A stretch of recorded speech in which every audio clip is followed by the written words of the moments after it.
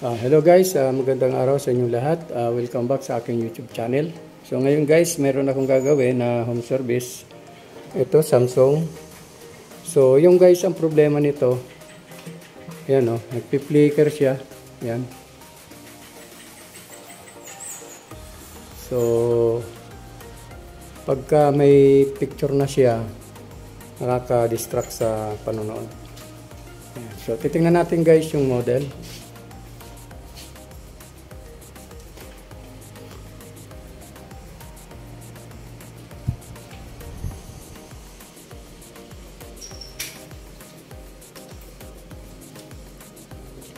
Ito guys yung model UA50RU 7100G XXP.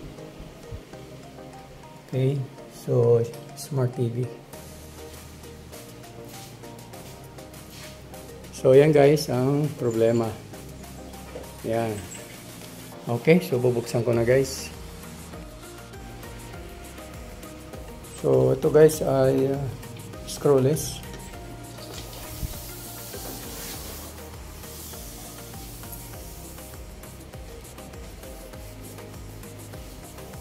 So, tatanggalin natin ito.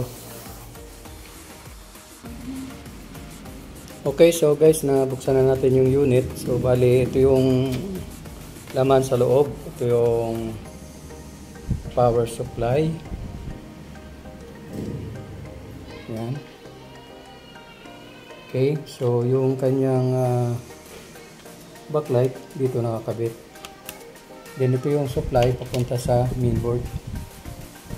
Okay, sa mga newly technician, so madali lang naman ito matutunan. So ito yung mainboard niya, may dalawa siyang ribbon, left and right. So bali itong isang ribbon papunta diyan sa left, then yung isang ribbon naman papunta sa right.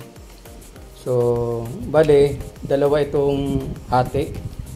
Okay, so bali ang problema kasi nito guys ay sa panel. Kumbaga panel issue ito. So may problema ito sa mga clock signal. So kadalasan naman ganito lang ang nagiging problema pag bago pa yung unit. So ang gagawin natin muna guys, tanggalin natin itong speaker para makapag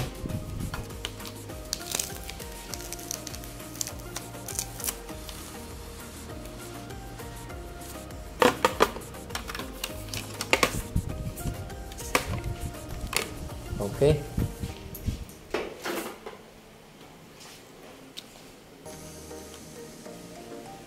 So ngayon at dahil ang problema nito sa panel,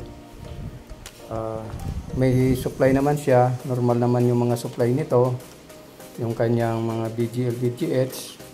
So magpo-focus na lang tayo dito sa clock signal, yung left and right niya. So, yung signals niya, nandito sa left side, nandito yan sa side na ito. Then, yung sa right side, nandito rin sa kabila. Yan. Kung makikita natin, meron siyang, yun, parang naka-indicate na sulat dyan. Yan yung mga clock signal. Okay, so gagawin natin para ma-identify natin kung saan yung problema. Maghahang tayo ng isang ribbon. Okay, so ipa-plug-in natin.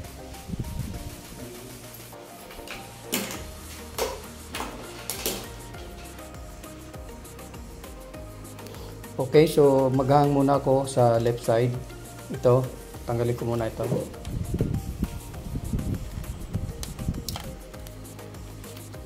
Yan. So, pa-plugin natin.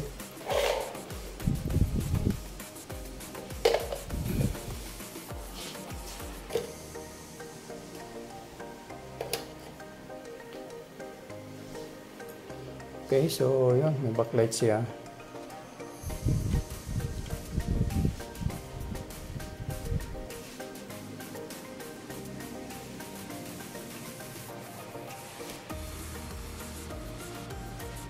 Okay guys, nung tinanggal ko yung sa left side, nawala yung display pero may backlight siya. Okay. Okay, so lilipat tayo sa right side.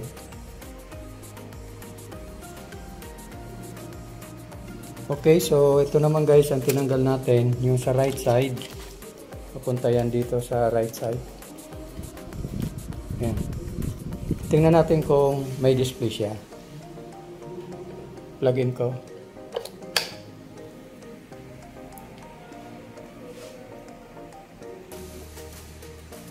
Okay, so ito guys, tinanggal ko yung sa right side. Wala rin siyang display. So, ibig sabihin guys, pag natatanggal natin yung ribbon, nagpo-protect, kaya walang display. So, gagawin natin, bablock na lang tayo ng signals. Okay? Okay, so ito na guys, yung aking ginawa. Yung nag-block ako ng signals sa left side nung panel. Ayan o. Wala na siyang flickering.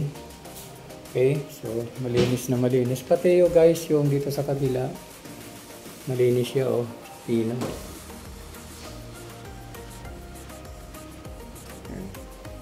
So mamaya guys, papakita ko sa inyo kung ano yung blinak ko dito, kung ilang pins ang aking blinak.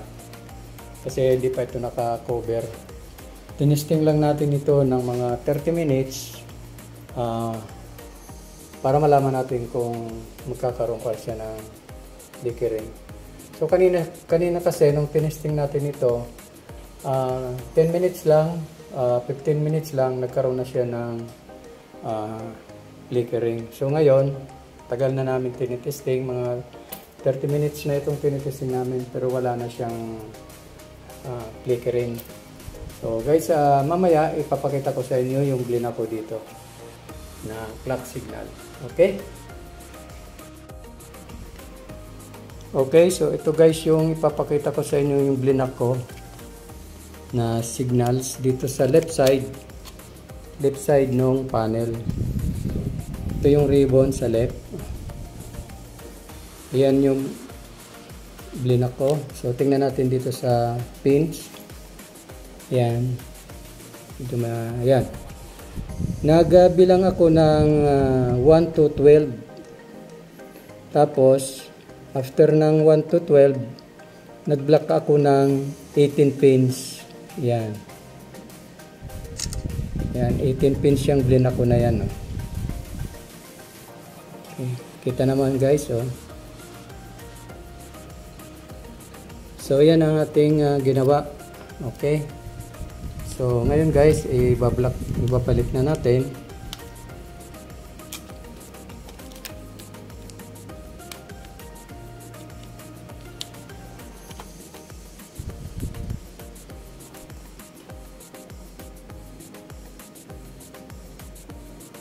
Okay. So, yan na guys, ang na-block natin.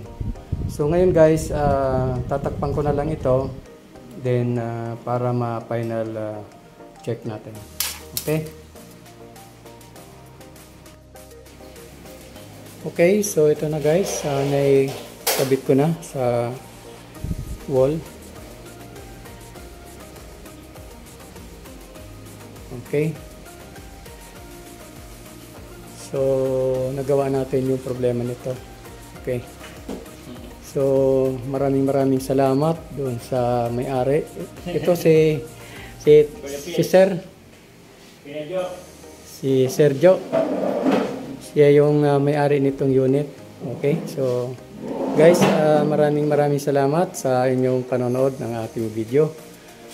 Sana may kaunti kayong natutunan dito sa pag-repair ng ganitong problema. So, guys, hanggang sa susunod na video, maraming salamat and God bless. Bye-bye.